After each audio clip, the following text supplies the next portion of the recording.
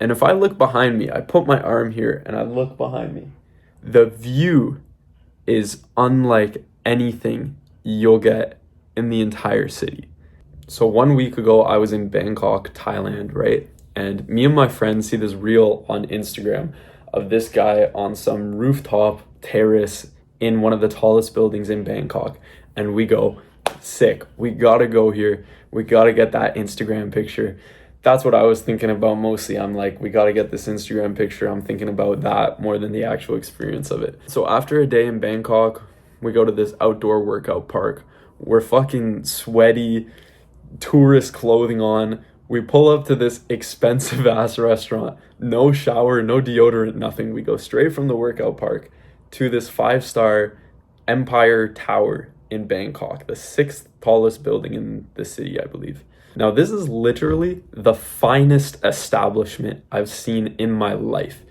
You come into this tower and there's literally gentlemen in suits and ties who push the button on the elevator, the golden elevator, I might add. There's guys in suits who push the button on the elevator to go up for you. That's how like classy this place was, right? So we pull up in our elephant tourist clothing, sweaty, fucking after a workout, we probably stink. And we go to the 57th floor of this Empire Tower.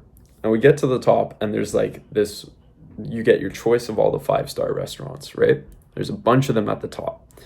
Now, the one we saw on the Instagram reel, they told us that it gets booked out 4 weeks in advance. Now, thinking back, we probably should have thought of that, considering how nice this place looked, that of course you need a reservation. So the rooftop terrace was out, but there was different 5-star restaurants at the top that you could just walk into. And thankfully we went as soon as they were starting to open around 5:30, so we get let into this Japanese 5-star restaurant. Now, there's a billboard on the outside of the door that says dress code, formal. I don't know how they let us in looking like this, but we get let into this 5-star restaurant. Classy music playing, the waitresses are sexy, dressed up, the men, suits and ties.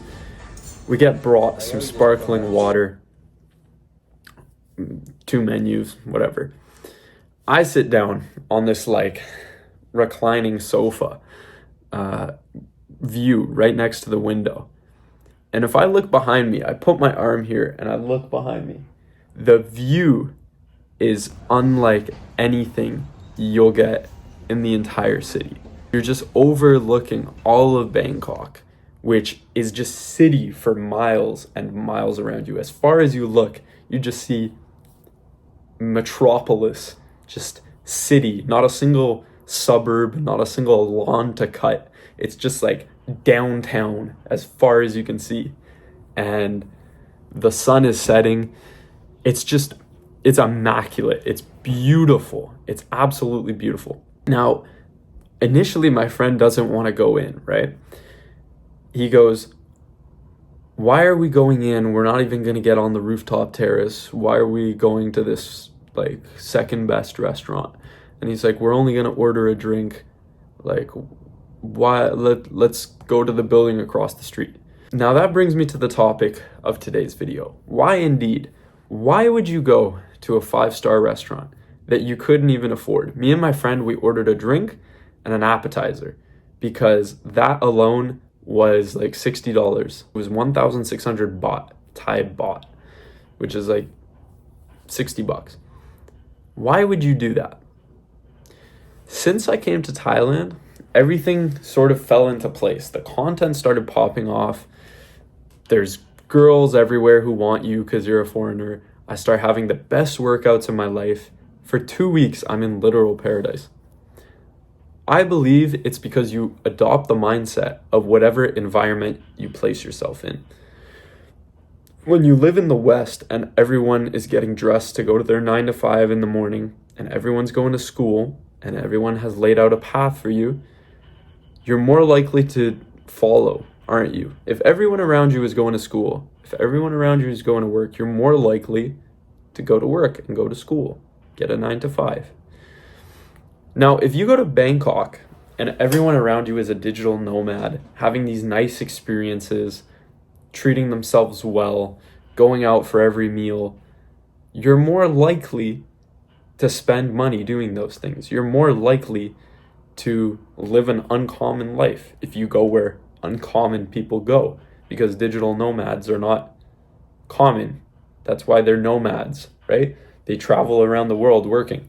If you go to Bangkok and you put yourself in this situation, don't you think your brain would attune itself to that new normal? If everyone around you is doing something, we're social creatures. We don't want to be left out, so we rise to the occasion. Of course, you're going to start having a good time. Of course, you're going to start getting ideas of how to work remotely. Of course, you're going to start asking them for advice. Of course, you're going to be having an amazing time because you're in an environment where everyone's having an amazing time. Back home, everyone's fucking depressed because it's like snowing and everyone's in school and no one likes their life.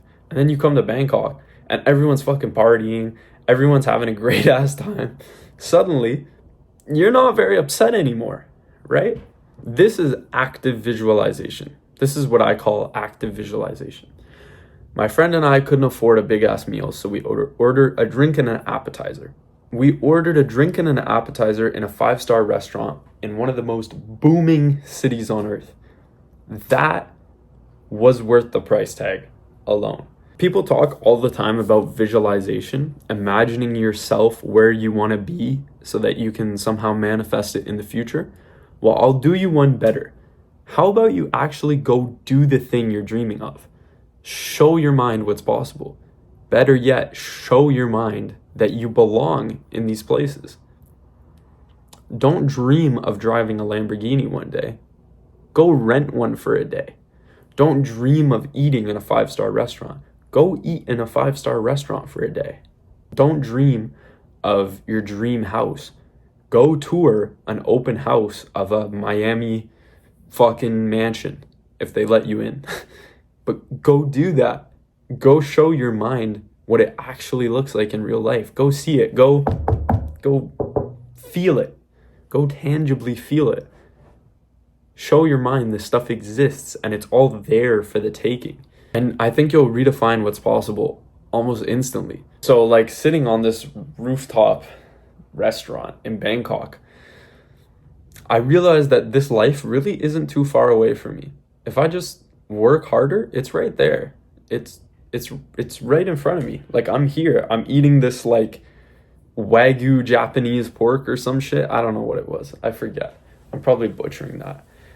Sipping on this $8 water. Literally, it was just like sparkling water in a glass, and it was 600 baht, something like that, which works out to like 8-10 bucks, right? Like I'm here, I'm in this 5-star restaurant.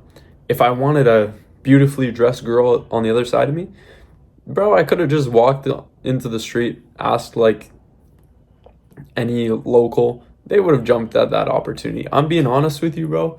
Like if you go to Thailand as a foreigner, like it's really easy. But anyways, like that dream lifestyle that you dream of, go live it for a day and you'll realize like it's right there. It's right there for the taking. You can have it. I experienced it. I'm really not that far away from that lifestyle. I've had it. I just need a little more work to have it be the norm. I think it's important to spend your money on experiences and not hoard it for some special occasion, because the money will come back to you, right? You want to have the mindset of a winner. You spend the money, you have the experience, not hoarding every penny, because that's a scarcity mindset. That is the mindset of money is limited. I need to save it so that later I can have fun. Later, you might die. You might die tomorrow. Why not go to that 5-star restaurant tonight? And I'm not saying spend recklessly, but I'm saying realize that you can have it sooner than later if you stop thinking like a brokey. I can't wait to go back to Thailand, man. So, I haven't even gotten home yet from my trip. Like, I'm in California on the way home, and I'm dreaming about going back. So, subscribe so I can have freedom, become a digital nomad making content so I can go back.